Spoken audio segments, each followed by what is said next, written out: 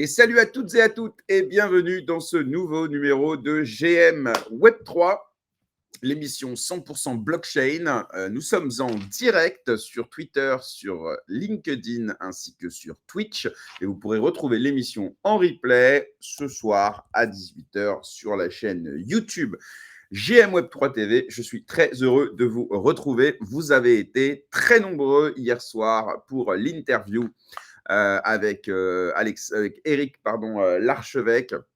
Et vous pouvez retrouver évidemment le replay dans la partie en direct sur la chaîne YouTube. N'oubliez pas de vous abonner, de mettre un commentaire, d'activer la cloche pour ne manquer aucune des prochaines émissions. Effectivement, je suis de retour après quelques jours de vacances, ça m'a fait du bien. Et aujourd'hui, j'ai le plaisir de recevoir Badr Belhadj, Bitcoiner depuis 2011. Il est CTO de M-Chain. Il est auteur d'un ouvrage qui s'appelle Blockchain by Example. Et on va décrypter ensemble une partie de son parcours, mais également la dernière loi crypto marocaine. On va parler aussi des cryptos dans les pays émergents et en Afrique particulièrement. On va parler de Bitcoin à 100 000 $. Qu'est-ce que ça signifie? On va parler aussi de la convergence entre la blockchain et l'intelligence artificielle. Bref, plein de sujets hyper intéressants, sans filtre, bien évidemment. Avant de le recevoir, je vous rappelle que vous pouvez soutenir la chaîne. Et pour ça, c'est très simple. Il vous suffit, voilà, comme je le disais, de liker, de noter, de commenter, de partager ces émissions à vos proches. Ça nous aide énormément. Et vous pouvez également, si vous le souhaitez, faire un don à la chaîne, soit en euros, soit en crypto, simplement en cliquant sur le lien qui se trouve en description dans lequel vous aurez tout le Tipeee si vous voulez faire un don en euros. Vous avez également des wallets si vous voulez envoyer des Satoshi ou des EGLD. Voilà, c'est vraiment vous qui voyez. En tout cas, ça nous aide énormément et ça nous pousse à continuer à vous proposer ce format. Avant de recevoir mon invité, je vais évidemment vous parler du partenaire de cette émission. Voilà, j'attendais que ça se mette en place. Alors, le partenaire de l'émission, il s'agit évidemment d'Alira. Alira, c'est la première école blockchain de France. Depuis 2019, elle a formé plus de 2500 personnes à la blockchain et plus récemment, depuis 2-3 ans maintenant, à l'intelligence artificielle. Donc, c'est parfaitement de circonstance avec notre invité du jour. Alors, Alira, ce sont des formations à distance dans lequel vous pouvez choisir deux profils, soit un profil de consulting, si vous souhaitez accompagner les entreprises et les entrepreneurs dans les révolutions technologiques dont on parle, blockchain, IA. Vous pouvez également vous former pour devenir les développeurs IA ou blockchain de demain pour développer vous-même les smart contracts et les agents IA de demain. Ces formations sont prises en charge par toutes les aides possibles et imaginables, donc le CPF, France Travail, tout ça. Il suffit de rendre rendez-vous avec Alira, ils vous diront ce à quoi vous avez accès et souvent la formation ne vous coûte rien ou pas grand-chose. Moi-même, j'ai fait la formation consultant blockchain chez Alira. Elle m'a rien coûté. Merci France Travail. Alors, depuis septembre, Alira a lancé en plus deux formations gratuites de 4 heures chacune, une pour la crypto, une pour l'IA. 4 heures de contenu inédit qui vous permettent d'avoir un petit avant-goût, un amuse-bouche des formations qu'il propose. Et puis, si ça vous plaît, eh bien, je vous invite à prendre rendez-vous grâce au lien que vous trouvez en description. Et puis ensuite, évidemment, arriver là, d'entrer le code GRM100 et qui vous permet d'avoir 100 € de remise sur l'ensemble des formations. Donc ça, plus la prise en charge des différents organismes. En général, voilà, je vous dis, la formation à la fin, elle ne vous coûte rien, mais elle vous apporte énormément. Ce sont des vraies formations avec des professionnels de l'écosystème que vous connaissez. Je vous fais défiler un petit peu ici l'équipe pédagogique. Vous reconnaîtrez évidemment certains qui passent régulièrement sur la chaîne. Moi-même, j'ai le plaisir de former chez Alira en marketing Web3 et en personal branding, puisque en parallèle de ces émissions, je ne suis pas qu'un saltimbanque, je suis également consultant blockchain. Voilà, merci à Alira, évidemment, pour son soutien depuis tant d'années. Ça nous aide énormément. Alors, les amis, si vous êtes prêts, eh ben, je vous propose qu'on reçoive mon invité du jour, Badr. Bonjour Badr, comment vas-tu? Bonjour Jérémy, ça va très bien. Merci pour l'invitation déjà. Écoute, je suis très heureux de te recevoir. Alors, je vais commencer d'abord par remercier mon ami Cédric Nicolas, qui est, voilà, il était chroniqueur dans l'émission il y a quelques mois de cela. Nous sommes, voilà, on est régulièrement en contact. C'est lui que j'invite quand j'ai besoin d'en savoir un peu plus sur la blockchain dans les pays émergents et notamment l'Afrique, parce que c'est un secteur qu'il connaît bien. Et c'est lui qui m'a parlé de toi. Et c'est pas le seul, parce que tu sais, souvent par la loi des coïncidences, on me parle d'une personne et puis ensuite une autre m'en parle de façon tout à fait décorrélée. Et ça m'a amené à m'intéresser à toi, que j'ai découvert. Et tout de suite, évidemment, j'ai eu envie de t'inviter. Donc merci à toi d'avoir accepté mon invitation. Alors attends, hop, on va dégager ça. Alors, on a compris, vous pouvez faire un don, les copains. Alors, Badr, avant toute chose, est-ce que tu peux nous raconter un petit peu, peut-être pour poser un peu les bases, hein, ton parcours, puisque j'ai lu que tu es bitcoiner depuis 2011. Bon, déjà, ça va falloir qu'on en parle. Hein. Mais d'abord, avant 2011, est-ce que tu peux nous raconter un petit peu, voilà, je sais pas, tes études, ton milieu social au départ, tes premiers jobs. Enfin voilà, raconte-nous un petit peu les débuts de Badr pour lancer un petit peu la discussion, s'il te plaît. Ok, alors pour commencer, donc mon nom c'est Badr Bulej. Donc moi je suis de formation ingénieur télécom et informatique. Donc j'ai eu mon diplôme en 2009 ici au Maroc. Donc en 2009, à l'époque, on étudiait beaucoup de choses dans C++, cryptographie, réseau distribué, etc. Donc une fois j'ai eu mon diplôme, donc j'étais très passionné par tout ce qui est sécurité cryptographique, etc. Et donc après, donc une fois sorti de l'école, donc j'ai commencé une boîte, une start-up à l'époque. Donc j'ai essayé quand même de voir quelles étaient les tendances et j'ai essayé de créer pas mal de choses à l'époque. Et j'étais parmi les activités que je faisais, je travaillais comme sous-traitant pour des entreprises internationales. Et une fois, donc je reviens comment j'ai découvert le Bitcoin la première fois. Donc une fois, j'étais amené à travailler sur une implémentation de ECDSA, c'est l'algorithme de signature utilisé par Bitcoin. Et donc, j'ai été amené à chercher sur Internet, est-ce qu'il y a une implémentation de cet algorithme-là. Et à l'époque, 2009, c'était pas comme aujourd'hui, donc c'était quand même, je crois, c'était en 2010, début 2000, c'est-à-dire fin 2010, début 2011. Quand même, Internet n'est pas très évolué comme actuellement. Donc, je cherchais pas mal à gauche, à droite, et j'ai tombé sur un repo qui s'appelait Bitcoin. Je disais, c'est quoi Alors, moi, j'étais familier avec des currencies qui ont précédé Bitcoin. Par exemple, Linden, il y avait un jeu sur Internet avec leur propre currency qui s'appelait Linden. Aussi, si je me rappelle bien, il y avait une currency qui s'appelle Liberty Reserve qui a craché. Donc, on avait cette image que ces currencies, c'était juste pour le jeu, pour le fan. Ça veut dire ça veut rien. Donc, moi, j'ai rentré sur le code, j'ai pris la partie que je cherchais, c'est-à-dire voir comment il implémente la partie dont j'étais intéressé. Je faisais aussi du réseau distribué. Par conséquent, donc, j'ai des... Non, Oui, non, pardon de t'interrompre parce que bon, moi, je suis pas un développeur, donc juste pour bien comprendre de quoi il s'agit. Donc, tu tombes sur le repo. Donc, repo, tu peux expliquer à tout le monde qu'est-ce que ah c'est oui, un repo? oui, j'ai oublié. Non, t'inquiète. Repo, c'est-à-dire, c'est là où le code est mis. C'est-à-dire, parce que comme vous connaissez, Bitcoin, c'est un projet open source. C'est-à-dire, il est disponible à tout le monde. Tu peux accéder au code, le lire, le voir, etc. Donc, il y avait un repo, c'est-à-dire une place où on met le code. Donc, le code source. Actuellement, même, vous pouvez accéder au repo Bitcoin sur GitHub. Vous pouvez accéder au code source, ce qui fait déjà la force de cette solution.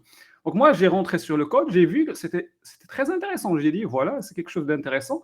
Donc j'ai cherché sur les forums. À l'époque, l'information était très, très, c'est-à-dire rare. Et Et donc alors, j'ai... Et alors, Oui. pardon à nouveau de te couper, juste pour être sûr qu'on comprenne bien. Donc, le repository, donc c'est quoi? C'était sur un GitHub ou même pas du tout? C'était sur. À l'époque, il y avait, je crois, SourceForge. C'est avant GitHub, parce que je crois GitHub, à l'époque, ils ont migré, je crois, en 2011, 2012 ou quelque chose comme ça. Mais Ok, à parce que l'époque, ça, c'était. GitHub, les gens, ils connaissent peut-être un petit peu. Ouais, ouais, c'est le prédécesseur du GitHub. Ok, SourceForge était c'est-à-dire le GitHub de l'époque. Donc, je ok. crois qu'il y avait un moment où ils ont migré.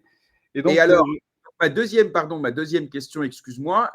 Donc, toi, et ça, c'est important, pour être sûr que je comprenne bien, qu'est-ce que toi tu cherches? Quel cas d'usage? Tu me parles de la formule elliptique cryptographique de Bitcoin, c'est ça qui t'amène effectivement? Parce que tu as parlé, rappelle-moi comment elle s'appelle cette formule? ECDSA, ECDSA. Voilà, Donc, moi, ECDSA. Et en fait, c'est là où exactement. je voulais pas te couper la parole, mais c'est important parce que tout le monde ne connaît pas.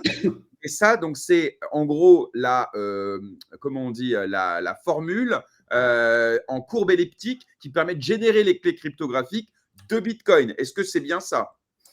Oui, c'est un peu ça, En exactement. gros, En gros, ah oui. non, mais Donc, l'idée, corrige-moi, bien sûr. Oui, non, oui. ce que tu dis, elle est correcte, mais donc c'est une fonction de signature. C'est avec laquelle on signe notre transaction. C'est comme un chèque, on le signe d'une façon, c'est-à-dire on le signe avec un stylo. Alors dans Bitcoin, on le signe avec une fonction cryptographique bien spécifique. Alors moi, Ok. j'étais amené à chercher des implémentations pour s'inspirer. C'est-à-dire au lieu que je code ou je cherchais des frameworks ou c'est-à-dire des librairies parce que en C++, normalement, tu cherches des librairies qui existent, tu les appelles. Donc, normalement, le premier travail, c'est de chercher ce qui existe. Donc, moi, c'était très rare de trouver une bonne implémentation de cette fonction-là. Et c'est là que je suis tombé sur Bitcoin. Et donc, en lisant, parce que comme j'ai dit, j'avais une idée sur les monnaies électroniques, mais je croyais que c'était juste pour fun. Donc, quand j'ai vu le code, je me suis intéressé. J'ai dit oui, c'est intéressant. Bah, j'ai pris ce dont j'avais besoin. J'ai laissé le projet à côté.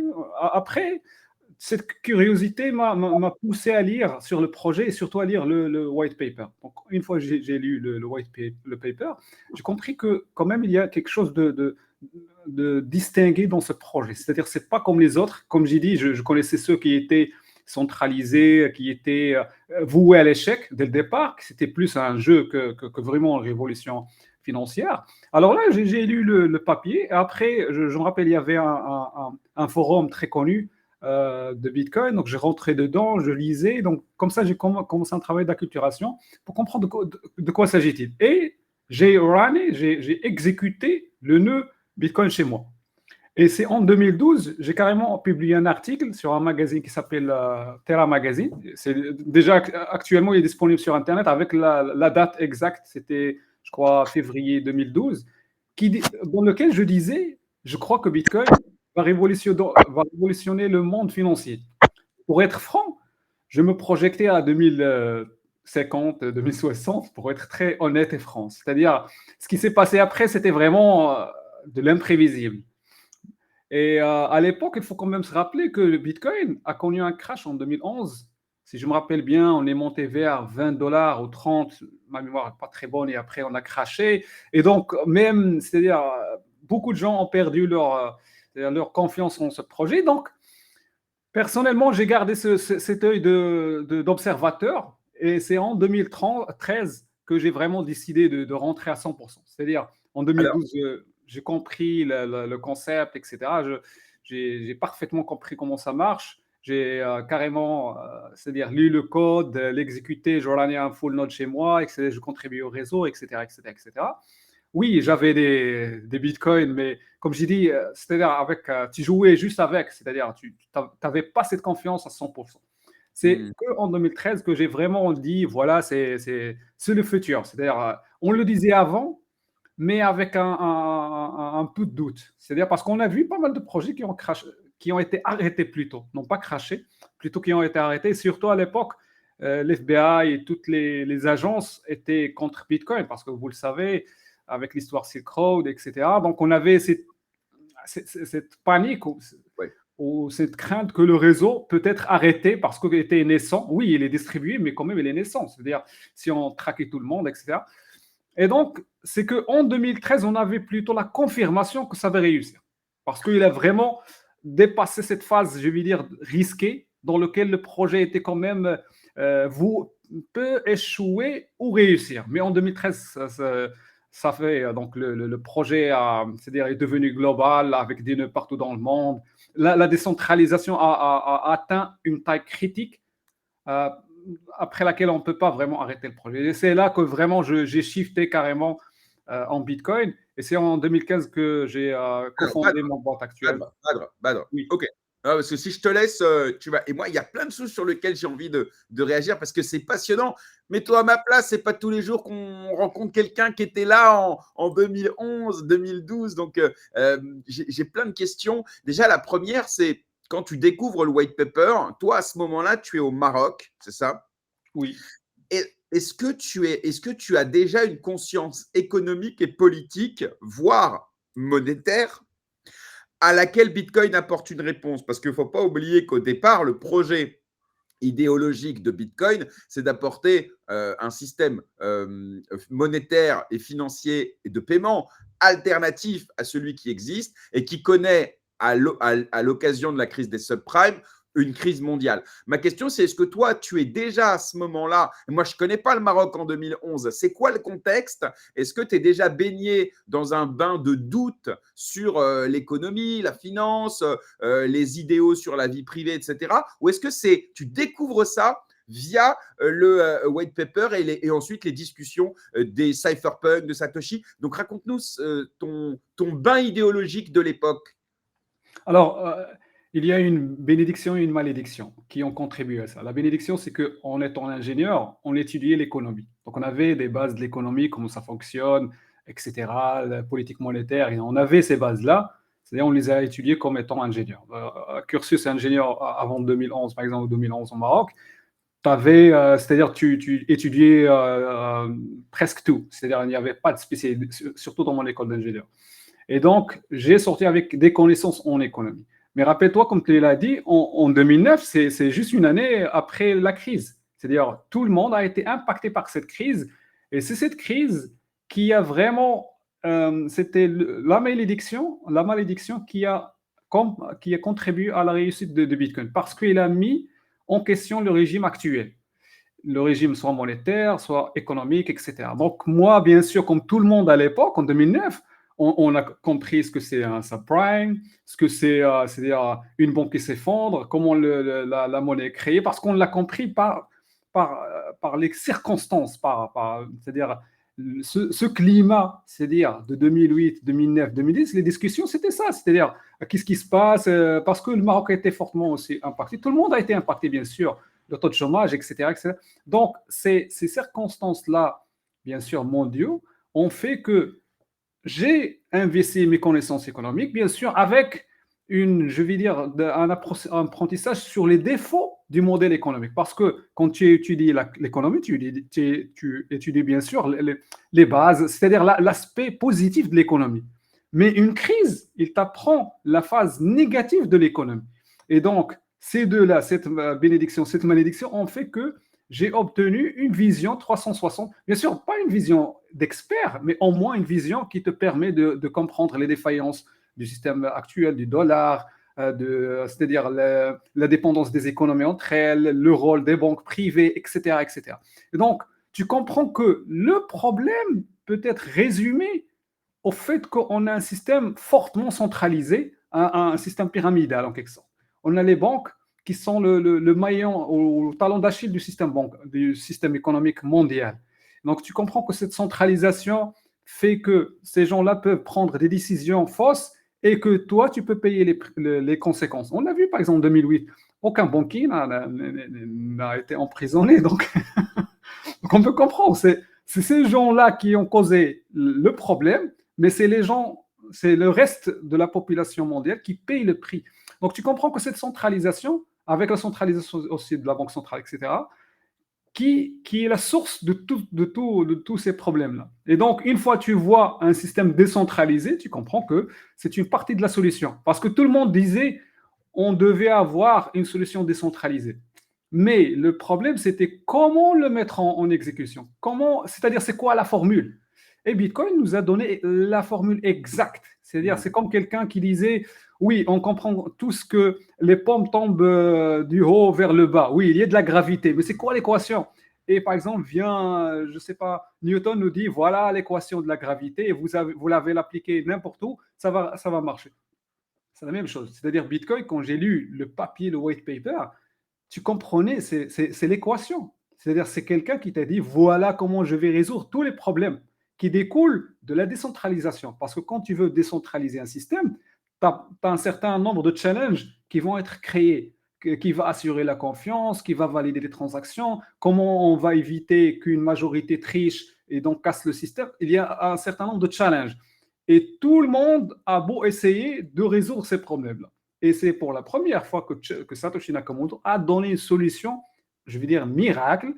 Bien sûr, il s'est basé sur un historique, c'est-à-dire il n'a pas tout créé. C'est comme tous les scientifiques, il se base toujours sur l'acquis scientifique qui les a précédés. Il nous a donné cette formule. Donc, avec cette connaissance économique que j'avais, et bien sûr, avec les circonstances que j'ai vécues qui m'ont impacté directement, comme j'ai dit, j'ai créé ma startup en 2009, donc le marché était difficile, donc on blâmait toujours ces gens qui ont créé ce problème-là. Donc on était amené à comprendre comment on est arrivé à 2008. Et donc, une fois que tu comprends comment tu es arrivé à 2008, tu comprends qu'il y a un problème de centralisation énorme dans l'économie mondiale et dans la finance classique.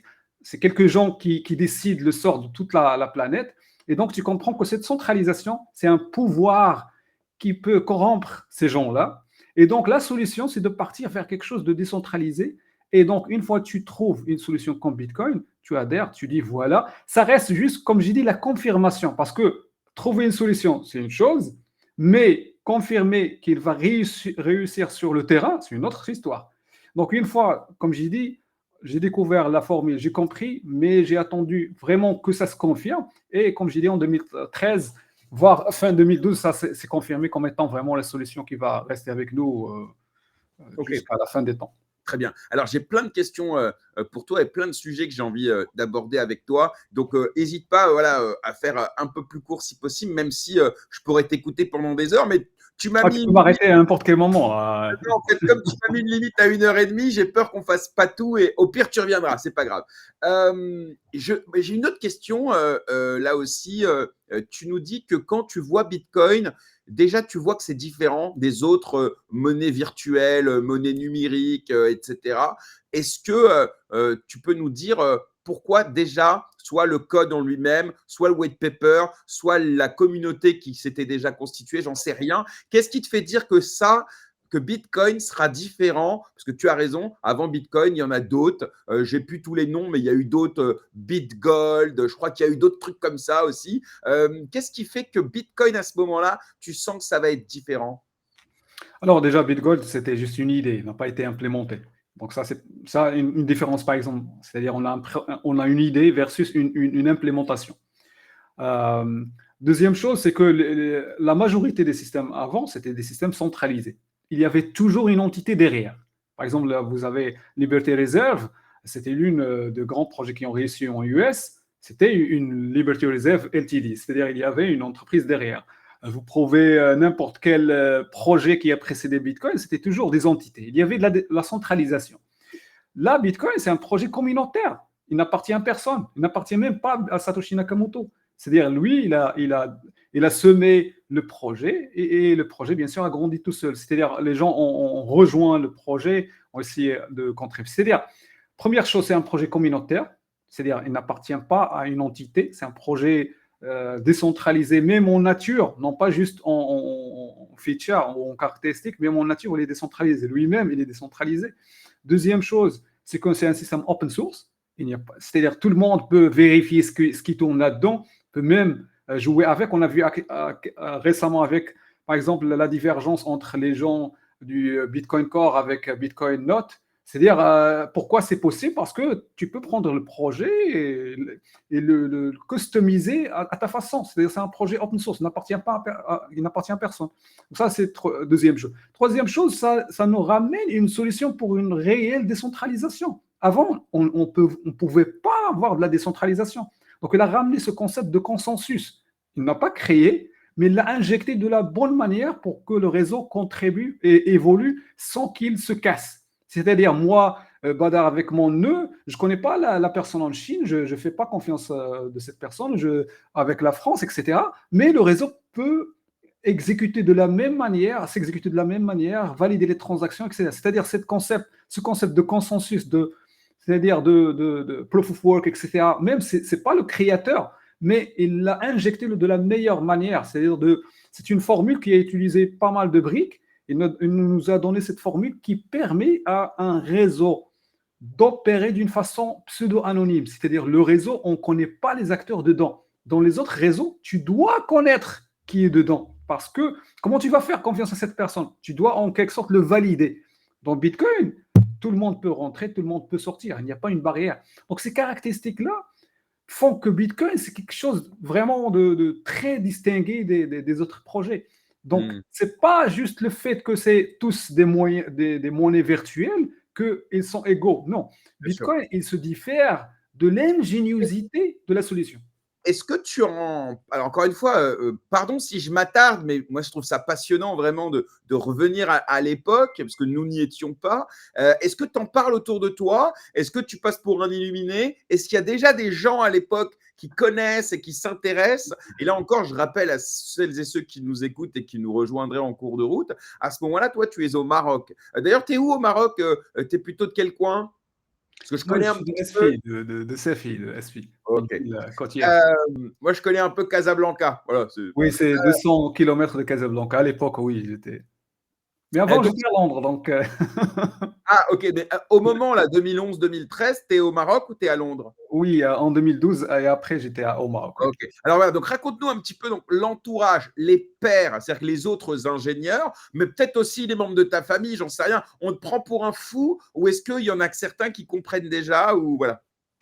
Alors, bon, les gens, tu sais, pour anecdote, j'ai actuellement des emails que j'ai envoyés en 2012-2013 à quelques connaissances, amis, dans lequel je disais, vous savez, il y a un Bitcoin, est-ce que vous pouvez acheter tant? Et je les garde actuellement comme souvenir. À chaque fois, j'ai une discussion, par exemple, avec quelqu'un d'eux et on diverge d'opinion, je lui dis, ah, tu sais, je vais te montrer le screenshot de l'email que je t'ai envoyé en 2012 ou 2013. C'est-à-dire, oui, les gens, généralement, quand ils découvrent quelque chose de nouveau, ils sont, c'est-à-dire sceptiques. Ils ne vont pas, bien sûr, comprendre ce que tu comprends toi avec ton background technologique ou avec ton background, je vais dire, d'ingénieur. Donc, c'est difficile pour eux de comprendre. Et par exemple, j'ai contacté pas mal de gens, des amis à moi qui travaillaient même dans des grandes banques, par exemple dans JP Morgan ou même dans des banques, par exemple Barclays ou autres, qui me disaient, mais ça ne va jamais réussir.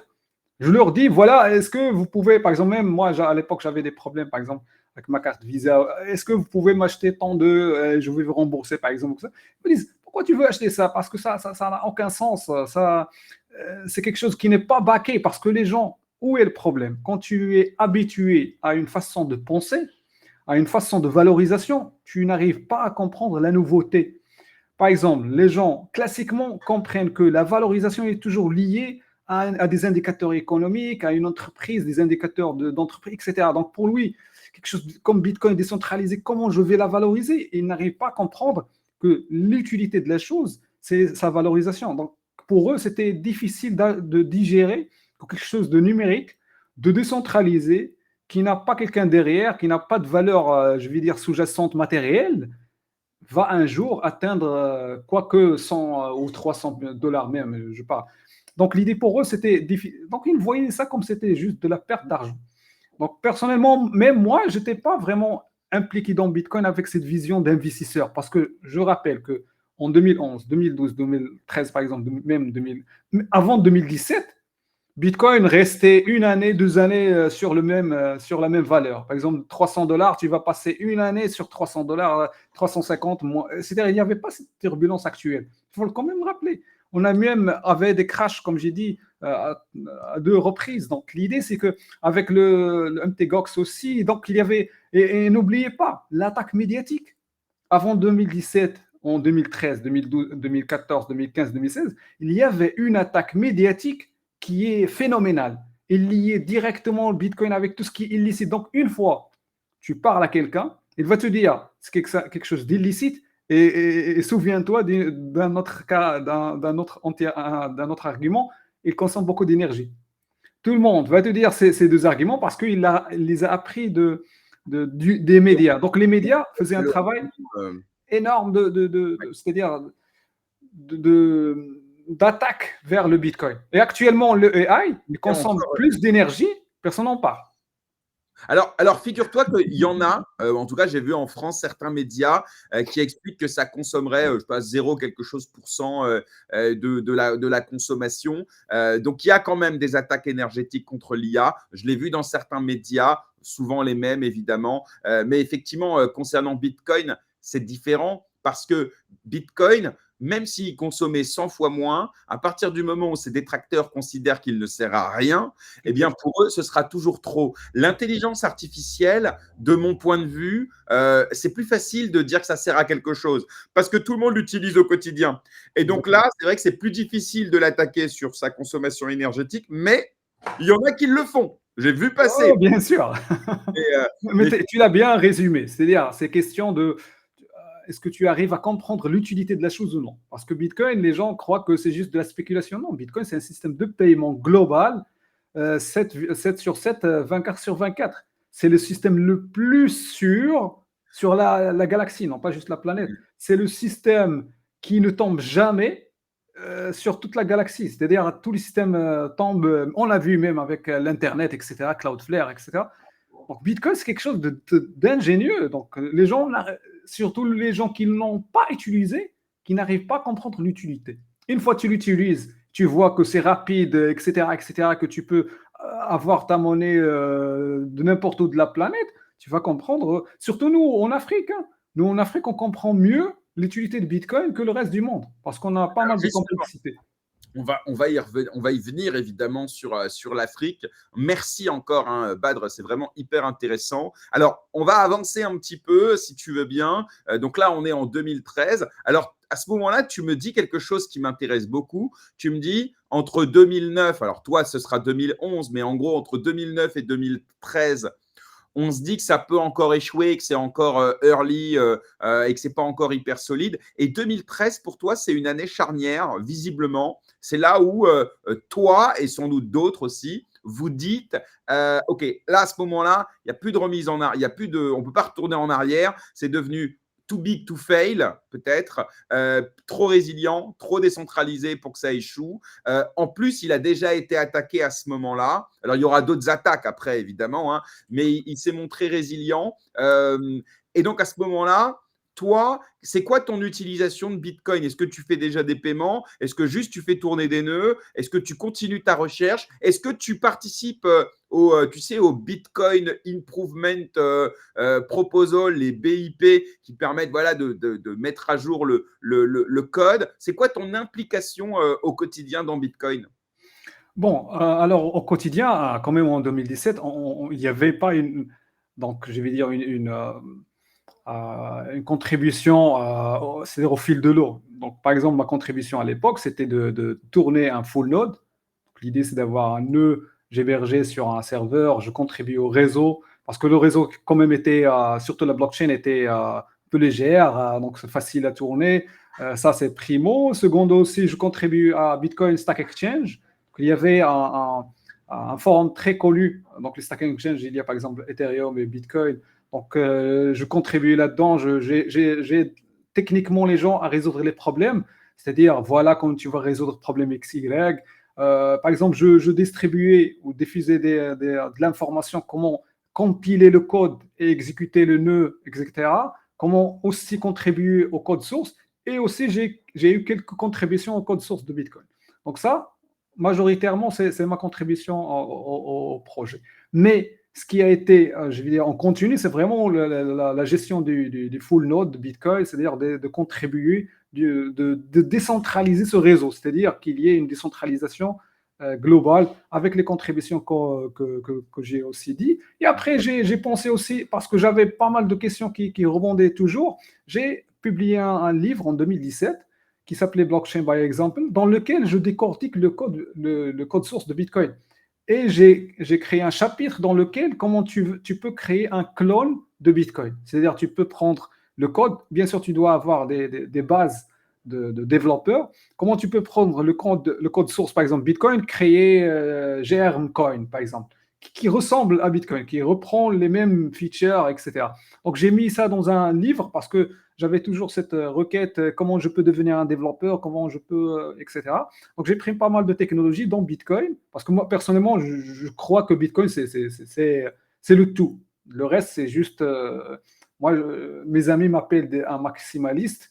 Bon, je ne suis pas, mais j'estime à bon escient Bitcoin. C'est-à-dire, je lui donne sa vraie valeur parce que c'est vraiment la révolution. Le reste, ça reste quand même des évolutions de cette révolution. Et donc, toutes ces contributions-là, après 2017, où les médias ont changé quand même de discours et Bitcoin a pris donc la population mainstream a commencé à apprendre à ce que c'est Bitcoin. Donc j'ai commencé à faire à participer à des événements. Même en 2015, j'ai donné des talks au Maroc, même en France, c'est-à-dire d'expliquer c'est quoi Bitcoin, c'est quoi la blockchain, etc. Donc j'ai essayé quand même de diffuser cette information et d'amener pas mal de gens à rejoindre cette évolution. Et comment tu vois, parce que tu vois l'arrivée de Ethereum, évidemment, donc Vitalik Buterin, qui est contributeur à Bitcoin Magazine, qui va lancer donc Ethereum dans l'idée de développer un ordinateur universel, donc une version de Bitcoin améliorée, puisque c'est Bitcoin, je simplifie à mort, hein, sur lequel on va pouvoir développer des applications décentralisées. Va s'en suivre la Block Size War, donc ça aussi, tu vas le vivre. C'est-à-dire en gros cette bataille entre ceux qui veulent garder intacte la taille des blocs pour renforcer, enfin, pour maintenir la sécurité et la décentralisation, et d'autres qui, au contraire, souhaitaient augmenter la taille des blocs pour augmenter la scalabilité et les cas d'usage potentiels. Là aussi, raconte-nous, toi, sans faire d'anachronisme, comment, à l'époque, toi, tu vois arriver ce concurrent à Bitcoin, entre guillemets, bien sûr.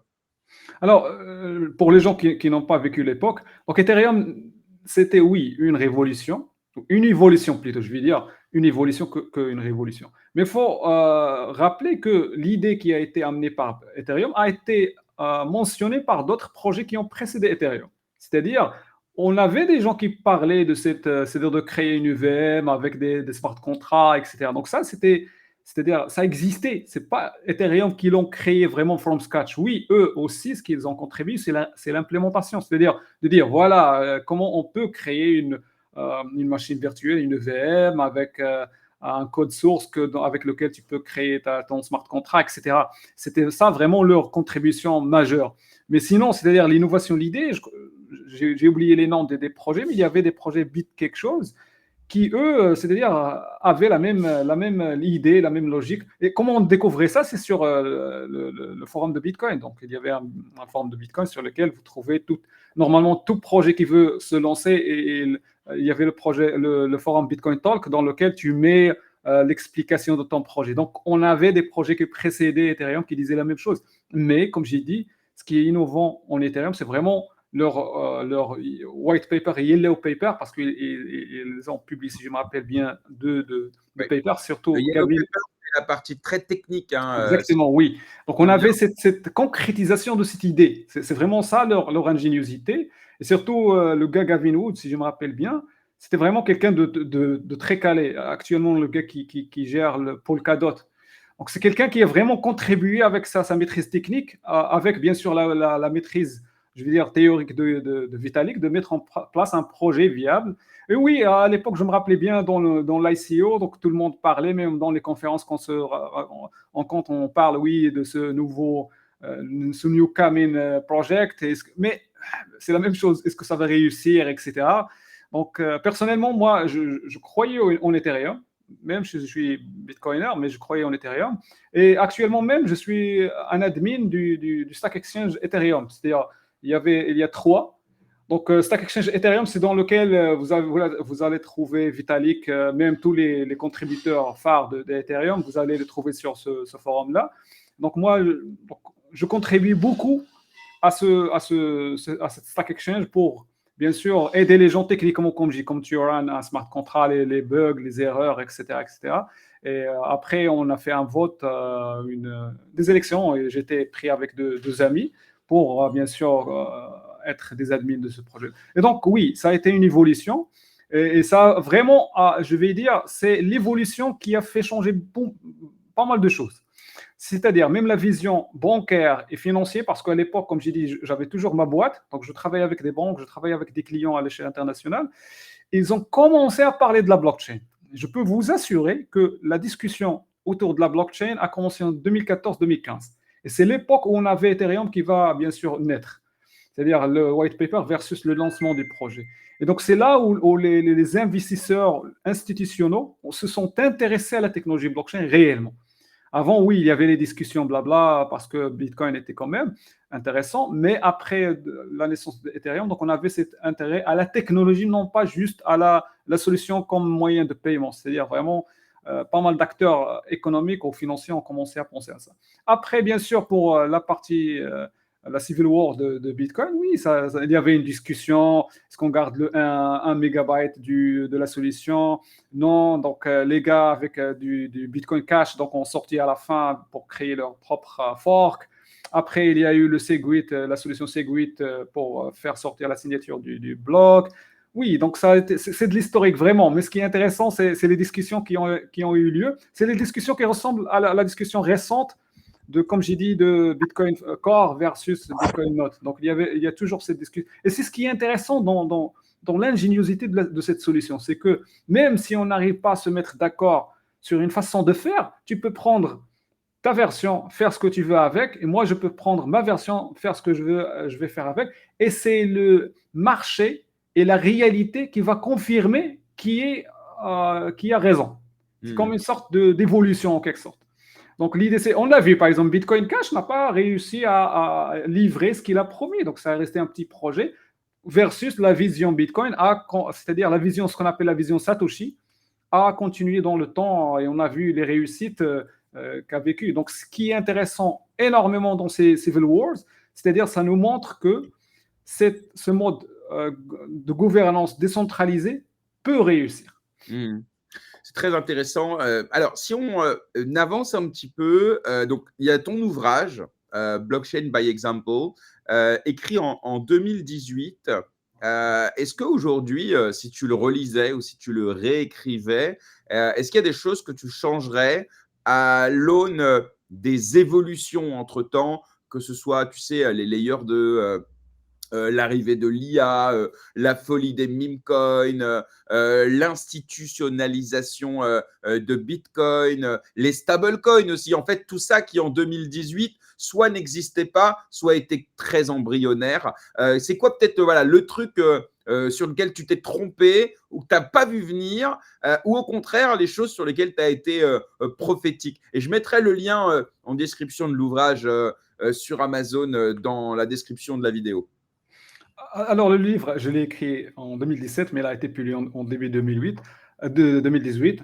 Donc, ce que j'ai. Bon, si j'ai à réécrire le livre, je vais quand même minimiser les exemples, c'est-à-dire industriels, et plus focaliser sur l'impact de la technologie sur le système financier. Parce que dans le livre, j'étais un peu technique. Comme j'ai dit, mon objectif, c'était vraiment d'aider les développeurs, les gens qui veulent adhérer à cette révolution. Et j'ai omis tout l'aspect financier, c'est-à-dire je me suis focalisé sur la technologie, comment il marche, comment il contribue, comment tu peux créer, comme j'ai dit, un coin, etc., etc. Mais je crois que l'aspect financier est hyper important parce que c'est le ciment qui va cimenter votre confiance en Bitcoin. Parce que Bitcoin, technologiquement, tu n'as rien à dire. Personne n'a rien à dire. Mais une fois que tu ajoutes ce ciment, c'est-à-dire la compréhension financière, ça va se fortifier davantage et tu vas comprendre davantage des choses qui ont été décidées dans Bitcoin, qui n'ont pas... Par exemple, l'anonymat de Satoshi. Moi, j'ai ma théorie que l'anonymat, il évolue. Parce qu'une fois tu ne connais pas le créateur, le système, il est parfait. Il n'y a pas un point de défaillance. Tu ne peux pas comme gouvernement, exercer un pouvoir sur cette personne pour, par exemple, pour influencer le projet. On a vu avec Snowden, on a vu même avec le créateur de Linux, Linus Torvalds, qui a dit une fois, Moi, j'avais de la pression de la part de l'NSA pour inclure un backdoor, c'est-à-dire pour espionner les gens sur mon kernel, sur mon Linux. C'est-à-dire, ça arrive si on connaît l'entité derrière. Donc, on peut exercer des pressions, on peut même, je ne sais pas, faire une attaque contre cette personne parce que les gens, quand même, on l'a vu par exemple en Ethereum, mais il y a toujours cette dualité entre le créateur, entre le projet. Il y a toujours ce parallélisme. Et donc, dans le cas de Bitcoin, par exemple, je crois que cet anonymat, il est choisi par Satoshi pour de renforcer davantage sa capacité. Et Donc, tu as comme une j'ai dit, donc, théorie sur son identité? personnellement, bon, j'ai ma propre théorie. Donc, il y a quelqu'un qui s'appelle, si je me rappelle, Sesman, qui est décédé, je crois, ça fait 3 ans, quelque chose comme ça. Je crois que personnellement, c'est la personne la plus proche au profil de Satoshi. Le reste, c'est d'ailleurs les gens qu'on connaît de loin, de mon point de vue, c'est les plus loin de l'identité de Bitcoin, de Satoshi, pour la simple raison. Parce que si tu étais Satoshi et le projet a réussi, et actuellement on voit les querelles qui existent, une personne va dire, ah tiens, vois, moi c'est Satoshi pour terminer les querelles et les discussions. Parce que ça n'a aucun sens que moi je suis en train de quereller avec toi, de défendre ma vision et perdre mon temps pour bien sûr défendre ma position, au lieu que je peux terminer la discussion avec une seule signature, de dire voilà, moi Satoshi, c'est ma vision, Satoshi, au lieu que les personnes, chacun dit non, c'est la vision Satoshi. Par exemple, dans le bloc de Bitcoin, une partie dit que la vision Satoshi c'était 1 mégabyte, les autres disaient non, c'est de grandir le bloc. Si c'était l'un d'eux vraiment Satoshi, il va dire non, moi c'est moi Satoshi. Au moins, par exemple, tweeter sans même révéler son identité, tweeter avec voilà, je suis avec l'équipe X ou Y. Donc personnellement, je crois que c'est quelqu'un qui est mort et c'est quelqu'un de Cyberpunk. Donc cette personne, Sesman, je crois, c'est la personne la plus proche. Mais sinon, pour moi, c'est juste pour discuter. Pour moi, Non, j'en discutais récemment avec un ami. Alors lui, il était persuadé que c'était Jack Dorsey. Bon, non, mais moi non plus, mais bon.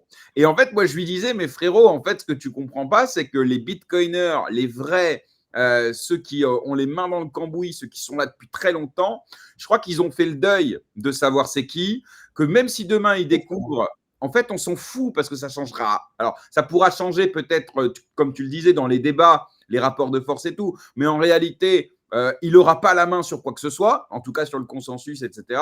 Et donc, en fait, et lui, il me disait non, tu te trompes, en vrai, les gens, ils veulent vraiment savoir et tout.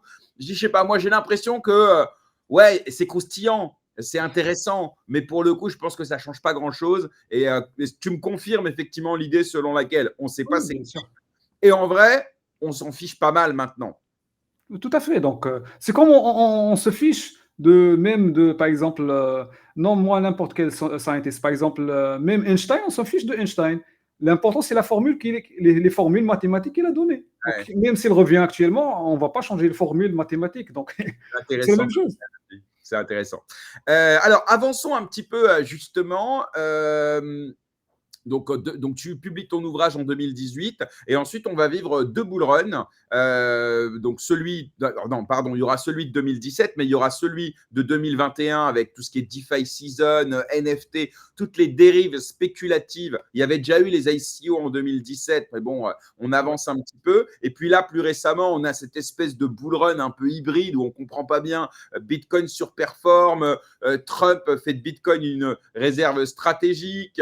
On a des meme coins, donc qui est complètement à l'opposé complet de la notion rationnelle de Bitcoin et qui devient finalement de la spéculation pure. Donc, deux questions. Au niveau spéculatif, toi, est-ce que tu as cédé à l'appât du gain? Est-ce que tu as fait des dingueries? Est-ce que tu as investi dans des trucs qui se sont effondrés? Est-ce que tu as cédé au meme coin? Est-ce que tu as acheté des NFT chers? Bref, est-ce que tu as cédé à ça? Et deuxième question, comment tu juges l'évolution de l'écosystème Web3, crypto, peu importe comment on l'appelle, alors que toi, tu as vécu un peu les débuts de l'émergence de la blockchain comme cas d'usage? Alors, personnellement, j'étais toujours contre les meme coins. slash ces dérives-là. Moi, je suis quelqu'un je vais dire, de réservé. Donc, je crois en Bitcoin, à la limite en Ethereum, Litecoin. C'est-à-dire, moi, par exemple, je ne comprends pas pourquoi Dogecoin a réussi, par exemple, à faire ce qu'il a fait. J'ai jamais pris de Dogecoin, par exemple. Moi, je suis quelqu'un de très classique. C'est-à-dire, je comprends la technologie, je crois, c'est-à-dire, je ne fais pas de choix sans croyance. Alors, je suis pas vraiment, je ne cède pas à l'appât du gain, tout court. Donc, moi, je suis quelqu'un qui croit à la technologie, à ses promesses. Et c'est pour ça, c'est-à-dire, chaque investissement, chaque choix, pour moi, doit être justifié qu'il ait la valeur et technologique, mais aussi impact économique. Si moi, je sors, j'essaie de combattre, ou plutôt d'utiliser un moyen qui, bien sûr, me fait sortir de cet esclavage de la finance classique, pourquoi je vais créer ou rejoindre un projet qui va faire les mêmes dérives? Même quand c'est quoi? C'est de la spéculation pure et dure. Tu vas prendre l'argent de quelqu'un d'autre, te court. C'est de la spéculation qui n'a aucun sens. Donc moi, comment ça va? Je vais devenir quelqu'un d'hypocrite. Je contre le système financier classique pour ses dérives, tandis que je vais recréer pire, par exemple, sur le système auquel je vais adhérer. Par exemple, moi, je suis contre même les ICO. Donc, il y avait une partie ICO bonne, mais une grande qui était vraiment de l'arnaque. Moi, j'ai vécu presque toutes les arnaques. Donc, on les a vues. Donc, l'idée, c'est que malheureusement, c'est la nature humaine. Donc, les dérives humaines qu'on avait dans la finance classique, on les a eues même en Bitcoin, en sphère, je vais dire plutôt cryptosphère, non pas en Bitcoin, mais en cryptosphère. Mais c'est un choix. Donc, toi, ce qui est différent du monde classique, c'est qu'en monde classique, tu es obligé. Là, tu as un choix. Même coin, tu peux l'acheter comme tu ne peux pas l'acheter. Pour les NFT, déjà, les gens qui ne savent pas, les NFT ont été créés en 2012, ce qu'on appelait les colored coins. C'est-à-dire, sur la blockchain de Bitcoin, tu pouvais créer des transactions avec un code, c'est-à-dire un aspect de la technologie Bitcoin pour créer, c'est comme tu marques des transactions, on les appelle les colored coins. C'était unique, etc. C'est les NFT, c'est les prédécesseurs des NFT. Les gens qui ne savent pas peuvent googler ça. Donc ça, on avait toujours ces tentatives de créer quelque chose au-delà de Bitcoin, parce qu'on a vu les flux d'investissement, surtout en 2017. Donc en 2017, c'était la commence, je crois, on était sur 600 Bitcoin, 600 dollars pour le Bitcoin, 1000 dollars, et ça a commencé après. Donc c'est là où il y a la rentrée des investisseurs institutionnels, les early investors. Les premiers ont commencé en 2017. Et c'est là où les dérives ont commencé. Parce que en 2017 jusqu'à 2022, Bitcoin n'était pas corrélé avec les marchés classiques. Après 2022 et onward, et jusqu'à maintenant, il y a une grande corrélation. Je crois au début de l'année, on est atteint 80 quelque chose pour cent. Donc, c'est fortement corrélé, par exemple, à S&P 500. Donc, l'idée, c'est que cette corrélation a fait que Bitcoin est en train d'être attiré à la finance classique. On essaie de ne pas le laisser comme étant un moyen libre qui peut être utilisé par tout le monde, mais on essaie de l'injecter encore d'une façon ou une autre dans la finance classique. Et moi, je suis contre ça. C'est-à-dire, moi, tout ce qui est NFT, meme coins, ça, j'ai jamais mis la main dedans. Je comprends comment ça fonctionne, etc., mais j'évite. Très, très clair. Alors, j'aimerais qu'on parle un petit peu justement de l'Afrique. Alors, du Maroc, puisque c'est un endroit que tu connais bien, et après, plus largement, l'Afrique, si tu le souhaites. Mais parle-nous un petit peu de l'évolution des crypto-monnaies au Maroc. Parce que je sais que là, récemment, il y a un tournant qui est pris par le gouvernement. Tu vas nous en parler. Mais peut-être d'abord, voilà, historiquement, comment les Marocains, que ce soit les particuliers, les entreprises ou le gouvernement, comment ils ont traité ces monnaies virtuelles, comme on disait à l'époque? Alors, déjà, pour les Marocains, je connais aussi des amis à moi qui ont commencé très tôt. Je ne suis pas le seul Marocain qui est comme moi, juste pour être. Donc, je connais pas mal d'amis et j'ai même ceux j'ai découvert après. Donc, il y avait une petite communauté crypto marocaine au Maroc. Donc, qui investait, qui utilisait, qui apprenait ce que c'est la technologie, etc. Et au fil du temps, ça a grandi avec le temps. On a beaucoup de Marocains qui ont quitté, par exemple, le Maroc vers d'autres cieux pour commencer leur projet pour une raison ou une autre. Mais historiquement au Maroc, donc, il y avait cette petite communauté Bitcoin. Par exemple, en 2017, en 2015, 2016, 2017, on avait des événements, c'est-à-dire qui rassemblaient presque tous les investisseurs, au moins ceux qu'on connaissait. On avait annuellement presque un événement, et donc on avait une centaine, je vais dire 200 personnes, c'est-à-dire il y avait des investisseurs. Donc, ça, c'est primo. Secondo, c'est que il y avait au Maroc, je vais dire, une situation comme partout dans le monde, une situation grise, c'est-à-dire il n'y avait ni autorisation ni interdiction. Le gouvernement ne savait même pas ce que c'était Bitcoin. Mais en 2017, on avait le malheur qu'une entreprise ici au Maroc, je crois française qui agit au Maroc, qui a déclaré qu'il va accepter les Bitcoins comme des moyens de paiement. Et ça a déclenché la panique chez les régulateurs, parce que pour eux, accepter quelque chose comme Bitcoin comme moyen de paiement, c'est un signal d'alerte. Et donc, ils ont choisi l'option la plus simple, c'est d'interdire. Donc, ils ont choisi ils ont annoncé un communiqué qui dit voilà, on met en garde tous les utilisateurs de ces monnaies virtuelles parce qu'ils sont en infraction d'une loi de change ici au Maroc. Et donc, ça a commencé une interdiction. Ce n'est pas une interdiction explicite, mais c'est une interdiction implicite. Et ça a poussé les gens à opérer d'une façon qui est comme un marché noir, c'est-à-dire d'une façon non conforme. Et ça a grandi avec le temps. Par exemple, en 2017 jusqu'à 2025, je crois le marché les adopteurs de cryptocurrency au Maroc, ça a explosé pour la simple raison, c'est que on a au Maroc une grande population jeune. C'est déjà l'Afrique. Toute l'Afrique a cette caractéristique, contrairement à l'Europe. Et les jeunes, c'est des gens qui adhèrent rapidement à ces révolutions technologiques, comprennent rapidement ce que c'est un Bitcoin, etc. Et YouTube, etc. Donc ces jeunes-là ont adhéré à la technologie. Par exemple, en 2023, 2024, pour vous donner un chiffre, juste pour donner le scale, les Marocains ont reçu, selon Chain Analysis, 12,7 milliards de dollars.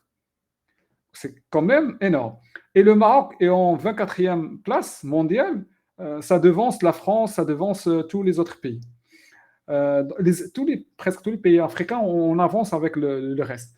Ce qui montre que cette interdiction n'a pas donné fruit et que les jeunes ont réussi à, bien sûr, adhérer à cette révolution pour la simple raison, c'est que cette technologie, il vous donne de l'anonymat. Oui, c'est de la pseudo-anonymat, etc. On évite la discussion. Mais en moi, tu n'es pas sur le radar des fiscs. On ne te connaît pas, on ne te suit pas. Donc pour eux, c'est idéal. Et surtout, ces gens-là ont des problèmes de bancarisation, des problèmes de paiement à l'international. C'est des jeunes qui font du e-commerce, de l'activité sur Internet, etc., etc. Donc ils ont trouvé en crypto. Et c'est des jeunes qui veulent bien sûr améliorer leur situation financière.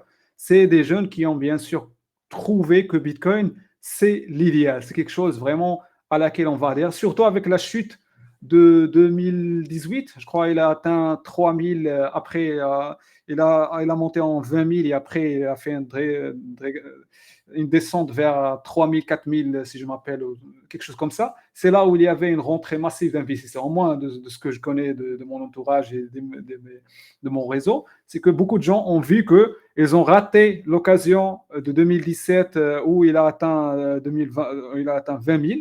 Donc, ils ont rentré en 2018-2019 et bien sûr avec Corona. Donc, pas mal de gens qui ont rejoint. Et actuellement, comme j'ai dit, on a une activité énorme. Les estimations pour le nombre des Marocains qui adoptent Bitcoin, entre ce qui est pessimiste et optimiste, on est entre 1 million jusqu'à 8 millions. Personnellement, je suis sur la deuxième parce que c'est plus logique. Et donc, on a même fait une étude au marché pour voir le profil de cet investisseur marocain. Donc, on a trouvé, c'est pour ça que je dis des jeunes, c'est des gens entre 19 ans et 30 ans, c'est-à-dire c'est de la jeunesse, vraiment de la jeunesse. Et c'est des gens même dans ce survey-là, on a compris que le problème numéro un, pourquoi ils utilisent la crypto, c'est pas pour la spéculation, mais c'est pour résoudre des problèmes financiers. Comme j'ai dit, pour se payer à l'international, pour envoyer, etc., etc.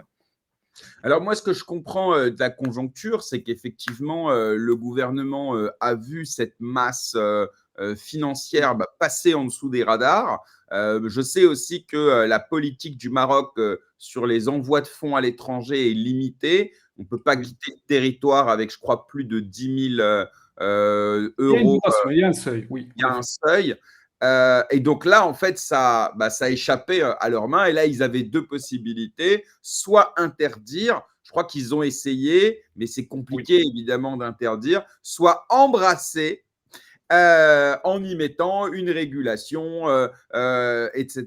Et donc là, ça nous amène à la loi crypto qui a été. Alors, est-ce qu'elle a été proposée, votée? Raconte-nous un petit peu là les derniers événements législatifs autour de la crypto et son impact sur les business, donc que ce soit les entreprises, mais aussi le retail, etc. Alors, avant ça, tu m'as rappelé d'un point, c'est que le changement de position de la Banque centrale marocaine. Par exemple, entre 2017 et 2020, on reprenait les mêmes propos de Christine Lagarde et de Jerome Powell, c'est-à-dire de dire, voilà, on doit combattre ces cryptos, etc. Après le changement de position à l'échelle internationale, au Maroc, on a changé de position. Jusqu'au point, par exemple, on a commencé avec le gouverneur de Banque centrale qui disait les cryptos, ça n'a aucune valeur. C'est comme par exemple le directeur de BlackRock, c'était la même position. Après, il a dit voilà, moi je crois que c'est une révolution financière. Il a compris que voilà, vraiment, ça, c'est quelque chose de révolution. Ce n'est pas un jeu de spéculateurs. Et donc, déjà, on a commencé avec un changement de position des régulateurs eux-mêmes. C'est-à-dire, ils ont compris que ce n'est pas un jeu d'enfant, ce n'est pas des spéculations, ce n'est pas des produits dérivés, etc. Mais c'est vraiment quelque chose qui les menace. Donc après, a commencé un travail de 3 ans pour rédiger une loi. Donc on a actuellement la version qui est disponible pour le grand public. Donc tout le monde peut rentrer sur le secrétariat du gouvernement, télécharger la version. Donc l'idée, c'est qu'on a repris le texte MICA, texte européen, qui est rentré en application l'année dernière. Donc on a repris le texte MICA, on a essayé de créer une version marocaine, comme tu as dit, donc il y a des limitations, des réglementations de change, etc., qui existent. Donc, on a essayé d'adapter cette réglementation aux réglementations qui existent. Et donc, grosso modo, on reconnaît la crypto comme des actifs, non pas comme des monnaies. Donc, tu ne peux pas les utiliser comme des moyens de paiement, loin de ça. Donc, c'est des actifs que tu peux échanger, vendre, acheter, point barre, sur des plateformes, c'est-à-dire réglementées, licenciées. Donc, la différence avec Mika, Mika reconnaît les moyens de paiement, les EMT au Maroc, là, non, donc c'est juste des actifs. Et donc, avec bien sûr une vision de mettre des plateformes d'échange qui seront réglementées pour bien sûr permettre la spéculation, etc. Donc, on reconnaît aussi les stablecoins. Les stablecoins donc, seront utilisés au Maroc, mais par les banques et les établissements de paiement. C'est comme à l'AMICA. Donc, l'AMICA aussi disent que tu as besoin d'un cadre spécial. Et donc, au Maroc, ce qu'on bien sûr on aura dans le futur, c'est la possibilité aux Marocains d'acheter, de vendre les cryptos, quelle que soit leur nature, même d'émettre des jetons, c'est-à-dire tu peux créer ton propre projet sur une blockchain, etc., et de le trader sur une plateforme, mais la plateforme doit être réglementée ici au Maroc, c'est-à-dire on ne va pas utiliser les autres plateformes, mais c'est comme par exemple en Europe, on a les CASP, c'est-à-dire les plateformes qui sont régulées. Donc, c'est la même chose au Maroc. Pourquoi? Parce que les deux, que ce soit l'Europe, que ce soit le Maroc, ils sont bien sûr sous les consignes de la GAFI. Donc, les deux se partagent les mêmes obligations internationales, financières, etc. Et la GAFI, c'est elle-même, c'est elle avec la Banque mondiale et les FMI qui vraiment mettent les règles, pour être franc. C'est ni l'Europe, ni le Maroc. Donc, ces gens-là voient que c'est le temps, bien sûr, de réguler la crypto parce que c'est une menace pour la finance internationale, surtout avec l'arrivée de Trump et l'injection en force des stablecoins. On peut rebondir à ce point. Donc, ils ont compris que voilà, c'est le temps pour réguler, bien sûr, non pas parce qu'on aime la crypto, mais parce que ça échappe, comme tu le mentionnes, ça échappe à notre effet, à notre environnement. Donc, on doit bien sûr la rattraper. Et pour les stablecoins, le Maroc les utilise comme moyen pour trader sur ces plateformes. Donc, ce n'est pas un moyen de paiement ou autre, malheureusement, parce qu'on ne veut pas, bien sûr, porter atteinte au système financier qui existe. Oui, parce que les stablecoins, c'est un peu c'est la concurrence des monnaies.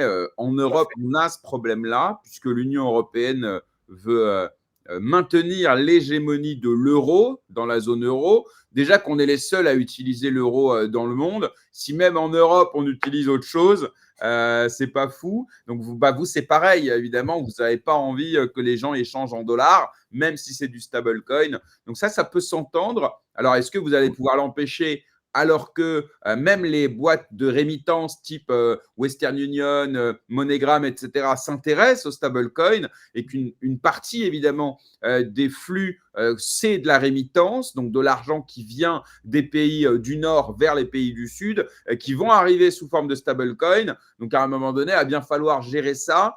Mais c'est une question ouverte. Et après, j'ai une autre question, moi, pour toi. C'est justement sur l'impact au quotidien. Est-ce que ça parle de crypto dans les cafés au Maroc? Parle-nous un petit peu voilà, de la vie sur place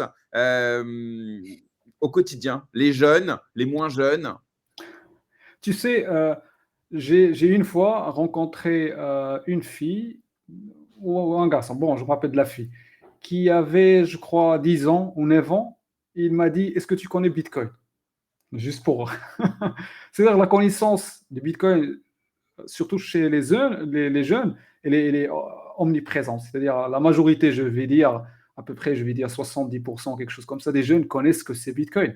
Au moins, ils ont entendu parler. S'ils n'avaient pas, c'est-à-dire eu l'occasion de l'avoir, au moins, ils ont entendu parler de Bitcoin, etc. Parce que les jeunes, tu sais, généralement, l'information circule rapidement entre eux.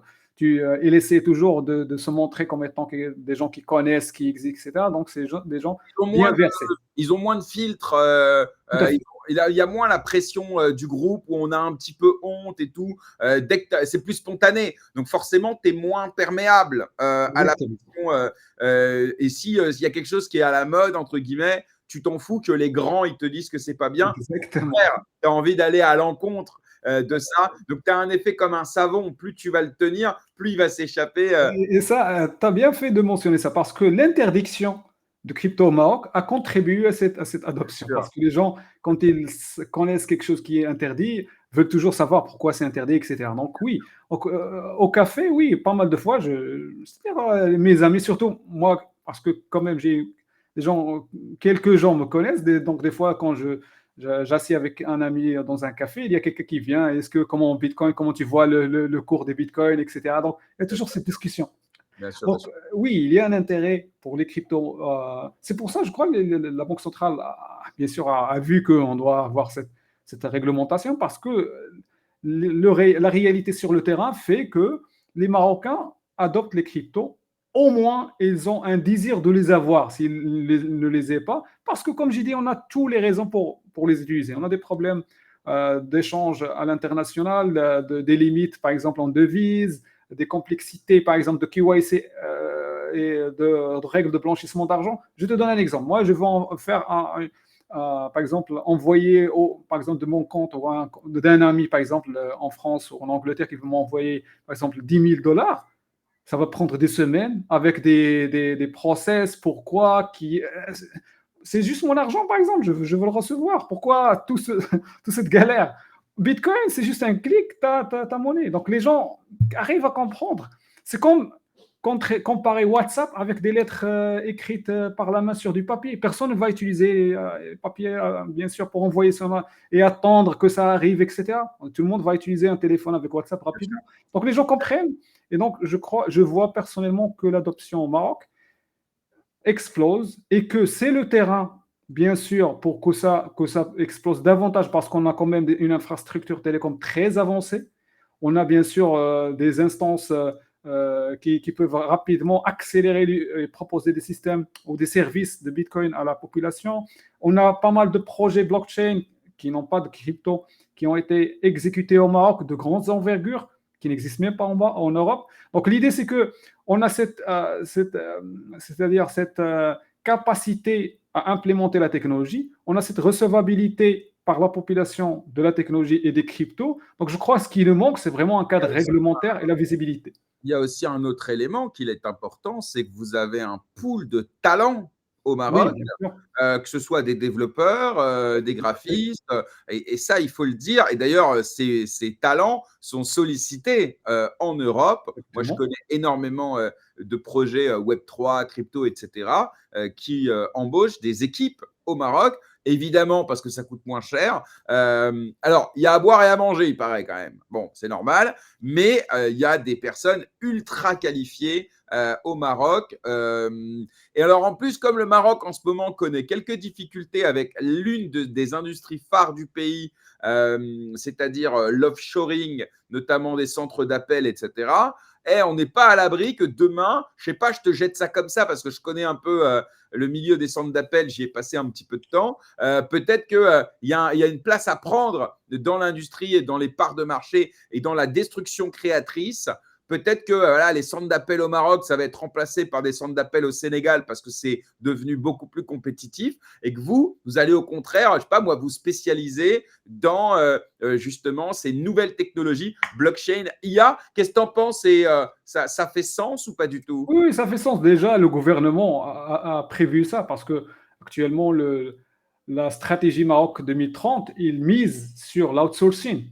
C'est-à-dire, l'outsourcing, c'est la même chose que tu expliques. C'est qu'un fournisseur qui est dans un autre pays, qui outsource son développement, et bien sûr sur les technologies récentes, c'est-à-dire AI, blockchain, slash, parce que c'est pas que la blockchain, mais il y a toute une gamme de technologies. Oui, l'outsourcing, vraiment, c'est idéal pour le Maroc, et vraiment, je confirme cette idée qu'il y a de la compétence marocaine qui est très sollicitée dans la technologie. Vraiment, ma boîte, à chaque fois, on a vraiment un turnover qui est. Donc, les gens, on arrive rapidement à les vendre à l'échelle internationale. Donc, à chaque fois, j'ai quelqu'un, deux personnes, trois personnes qui me disent voilà, j'ai d'offres sur le projet X, Y, Z parce que je veux. Et on a même des gens qui ont été avec nous qui contribuent actuellement à des projets internationaux de grande renommée. Donc, l'idée, oui, je confirme ça. Et ça, je crois que ce sera une très belle confirmation que la décision de réglementer la crypto en général, c'était un bon choix et c'était vraiment très wise. Bah oui, C'est un choix. bah, c'est C'est ça. avisé parce qu'en fait, ça te permet de rendre ça normal déjà, et effectivement d'avoir un petit peu la main dessus, de faire entrer quelques recettes fiscales, de limiter marginalement les abus, et surtout pour le pays de tirer parti des opportunités de ces nouvelles technologies. Alors d'ailleurs, j'aimerais qu'on parle un peu d'IA aussi, parce que je sais que c'est un sujet qui t'intéresse, et notamment sur la convergence entre la blockchain et l'IA. Alors, je vais te poser la question de façon assez large pour te laisser vraiment le périmètre pour répondre. Moi, j'ai le sentiment que la blockchain essaye d'attraper un peu la locomotive IA en matière d'adoption, etc., en créant des liens souvent très artificiels. Et moi, je t'avoue que tous les cas d'usage pour l'instant qu'on m'a vendus entre IA et blockchain, ça sent quand même beaucoup le marketing. Et j'ai pas Yes. encore trouvé, à part peut-être la notion de machine of truth, où en gros l'IA peut permettre effectivement enfin, la blockchain peut permettre de tracer et vérifier l'intégrité d'une donnée, tout ça, généré par l'IA. Mais même ça, je suis même pas sûr qu'on a vraiment besoin de blockchain. Donc ma question, c'est IA, blockchain, la convergence, est-ce qu'elle est artificielle, ou est-ce que, eh bien, il y a des cas d'usage réels que tu connais et qui vont me faire changer d'avis sur le sujet? Alors, oui, le point que tu es en train de soulever, il est très important parce que là, on est en train de mélanger les choses pour les rendre plus attractifs. Blockchain attractive, AI le mélange doit être plus attractif. Or, ce n'est pas toujours le cas. Et je crois que le lien est possible dans des cas très pointus. C'est-à-dire, ce n'est pas d'office que la technologie blockchain et AI peuvent vraiment mettre la main dans la main. Alors, je vais donner quelques exemples que je crois personnellement make sense, c'est-à-dire donne du sens à ce mariage. Dans le cas, c'est que la blockchain elle a cette capacité à incentiver un ensemble d'acteurs. C'est-à-dire l'idée derrière n'importe quel réseau blockchain, crypto slash, c'est qu'il y a derrière des gens qui seront incentivés et payés pour un travail qu'ils vont faire. Donc ça, c'est une logique blockchain. Alors cette logique blockchain peut être appliquée à l'IA dans le sens où on a besoin des gens qui vont, par exemple, traîner un modèle, contribuer avec l'infrastructure pour permettre, par exemple, le training d'un modèle. Alors là, je parle d'aspect théorique, je ne parle pas des projets X ou Y ou Z. Donc l'idée, c'est que le premier terrain d'entente entre ces technologies-là, c'est que la blockchain, avec bien sûr son aspect crypto, peut contribuer à créer de l'infrastructure distribuée pour des modèles AI. Et donc ça fait totalement, it makes sense, c'est-à-dire ça a raison d'être. Ce qui met ça en question, c'est ce qui va bien sûr utiliser ce modèle distribué, qui est l'entité qui va bien sûr accepter cette infrastructure distribuée pour, par exemple, traîner un modèle. Donc on a vu des projets, par exemple le projet qui a attaqué Monero récemment, je ne veux pas citer le nom. Donc l'idée, c'est vraiment de créer ça, c'est de projets distribués. Et pour gagner, bien sûr, en aspect médiatique, pour dire qu'on est assez compétent techniquement et on a assez de puissance de calcul, etc. Donc on a attaqué un projet comme Monero. Donc l'idée, ces gens-là, oui, s'ils arrivent à marketer ou à donner une solution clé en main qui fait que je peux contribuer avec mes GPU, par exemple Mac ou avec mes GPU Nvidia, etc., et que je sois rewardé, tandis que quelqu'un qui va bien sûr distribuer son training sur tout le réseau, oui, ça fait, c'est-à-dire un très bon couple entre les deux. Donc pour moi, ça make sense. Mais jusqu'à maintenant, je n'arrive pas à voir le projet qui a réussi à faire ça. Même le projet que j'ai mentionné, oui, ils l'ont créé techniquement, mais est-ce qu'ils ont réussi à le vendre, par exemple, à une entité qui va traîner ces modèles? Personnellement, je ne sais pas. Mais donc, je vois, c'est un usage vraiment très, très pertinent. Donc, le deuxième, c'est que on a ce qu'on appelle c'est-à-dire l'aspect la blockchain, pour rappeler, il nous amène la sécurité des transactions. C'est-à-dire, je peux être sûr que les transactions seront validées de la bonne manière. C'est un niveau d'automatisation. Donc, je peux automatiser le traitement des transactions via des smart contracts. Ça, c'est un aspect d'automatisation. Mais je n'ai pas un aspect d'automatisation qui est plus avancé. C'est-à-dire, je peux créer des agents qui font du trading, des agents qui font, par exemple, pour les gens de l'assurance, etc., des gens qui doivent payer des contrats, etc. Donc là, l'IA peut déclencher les opérations de paiement, par exemple, de traitement chez, excuse-moi, c'est-à-dire de déclencher, de jouer le rôle de déclencheur des transactions sur le réseau blockchain. Et comme ça, je peux dire, voilà, oui, on a en quelque sorte une cervelle qui est l'AI, qui va bien sûr décider quand payer, parce que les smart contracts n'ont pas d'intelligence, c'est des règles qui sont rigides. Si ceci fait cela, il n'y a pas un espace où tu peux penser à des règles, à des cas. Par contre, dans le cas de l'AI, tu as cette possibilité de s'adapter au contexte. Parce que les contrats, par exemple, le smart contract, je donne un autre exemple pour rapprocher. Un contrat d'assurance, c'est des centaines de pages. C'est, je vais dire, dizaines de pages, beaucoup de règles. C'est difficile de mettre sous forme d'un smart contract. Okay. Et même si tu les mets sur un smart contract, ça devient très rigide. C'est-à-dire, c'est la version que j'adopte de ce contrat humain. Par contre, l'AI peut avancer ou améliorer cette capacité de ce smart contract en lisant le contrat humain et d'essayer d'agir sur le contrat lui-même, soit de proposer des évolutions, soit d'agir sur les clauses. C'est-à-dire le contrat peut être réduit à juste des appels payés, ne pas payer, etc. Et toute la logique peut être transposée ou écartée vers la partie AI. Et là, au lieu d'avoir un smart contract dans le sens où il n'est pas smart, on peut aller sur du vrai smart. Mais ça demande vraiment de la technologie, des projets blockchain qui ont cette capacité, c'est-à-dire à la fois marier un agent AI avec les smart contracts, ou même la EVM elle-même devient un peu intelligente, et de se caler sur de l'information réelle. Ok, hyper intéressant.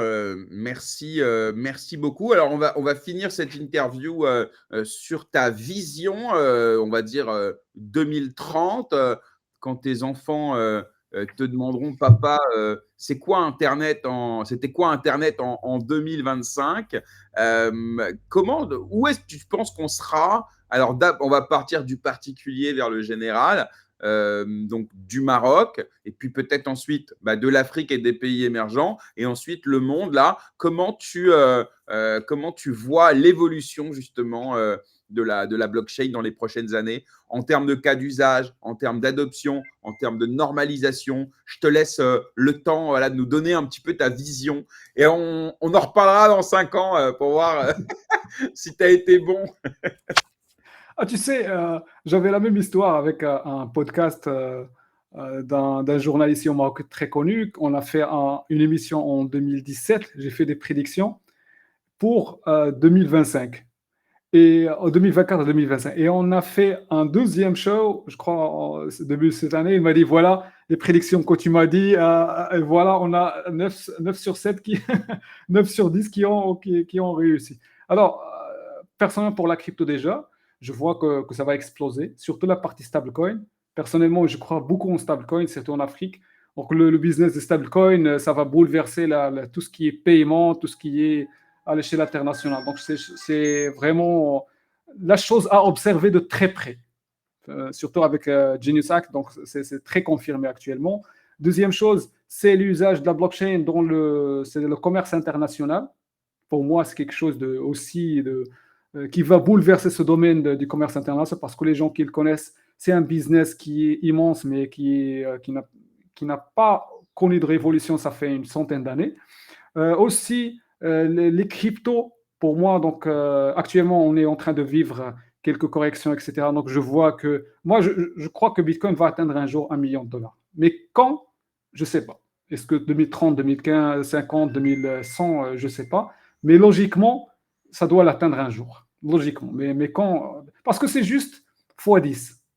Des gens qui. Donc, 100 000 x 10, tu es sur 1 million. Donc, c'est pas comme par exemple en 2013, tu es sur 300 ou 200 vers 100 000, qui est fois 1000. C'est-à-dire, pour moi, 1 million, c'est quelque chose qui est faisable. Et je garde toujours cette dualité crypto-blockchain parce que la réussite de la crypto, il impacte la réussite de la blockchain. C'est comme un wagon. Donc, une fois le Bitcoin, c'est-à-dire réussi, etc., toute la technologie, l'industrie blockchain, il est suit. Troisième chose, c'est que je crois que la finance classique va adhérer davantage de produits blockchainisés, tout ce qui est tokenisation. On a vu avec BlackRock qui est en train actuellement de tokeniser tout et n'importe quoi. Donc la tokenisation, je crois, avec le temps, va gagner en volume et en capacité. Actuellement, on voit la tokenisation des bons trésors américains et aussi quelques titres en Europe avec Robinhood. Je crois que la tokenisation va gagner en envergure davantage parce que la tokenisation et les stablecoins peuvent vraiment recréer une nouvelle version de la finance classique qui est meilleure et qui respecte les règles standards. Parce qu'il faut comprendre, crypto, c'est du Far West quand même. Même avec la réglementation, ça ne suit aucune logique classique. Par contre, tokenisation / stablecoin / c'est de jouer avec les règles classiques. Donc, pour moi, je vois que la tokenisation, c'est vraiment un futur qui est énorme. Et je crois aussi que les cryptos, surtout en Afrique, vont gagner d'attractivité. Et je crois que l'Afrique deviendra le continent crypto 2030 plus. Je crois qu'on a actuellement l'Afrique subsaharienne, il reçoit à peu près 200 milliards de dollars. C'est le troisième continent le plus rapide. Bien sûr, on a l'Amérique latine et l'Asie, l'Amérique latine et l'Afrique, c'est pas l'Europe, bien sûr. Et donc, je crois qu'avec le temps, c'est juste subsaharien, mais l'Afrique en entière, je crois que c'est la deuxième place. Avec le temps, on deviendra premier avec la jeunesse qu'on a. Je crois que c'est vraiment cet engouement pour la blockchain parce qu'il y a une nécessité, bien sûr, comme j'ai dit, terrain qu'on a en Afrique. Il y a des pays qui n'ont même pas d'infrastructure financière. Donc, la blockchain et crypto va bien sûr prospérer dans ces pays-là. Et avec le temps, tout cet engouement-là, bien sûr, ça va contribuer à l'émergence d'un écosystème africain de la blockchain et des cryptos. J'aimerais un jour voir des stablecoins africains, des projets crypto africains, mais personnellement, je crois que ça nécessitera plus de temps pour qu'on y arrive un jour. Mais comme j'ai dit, donc pour moi, les prévisions, c'est stablecoin. Donc personnellement, je crois qu'ils vont bouleverser tous les moyens de paiement, système de paiement. Ils vont devenir de facto le choix numéro 1 de paiement partout dans le monde. Deuxième chose, je crois, comme j'ai dit, dans la tokenisation, tous les assets, que ce soit real world assets ou autres, donc seront tokenisés. Donc la tokenisation, j'adhère parfaitement. Et les cryptos vont bien sûr à la fois devenir un asset, bien sûr, d'investissement qui est très concurrentiel à tous les actifs classiques. Et comme j'ai dit, je fais la prédiction. Bon, pour moi, 2025-2026, ce n'est pas le temps. J'ai même tweeté ça avant que la correction actuelle.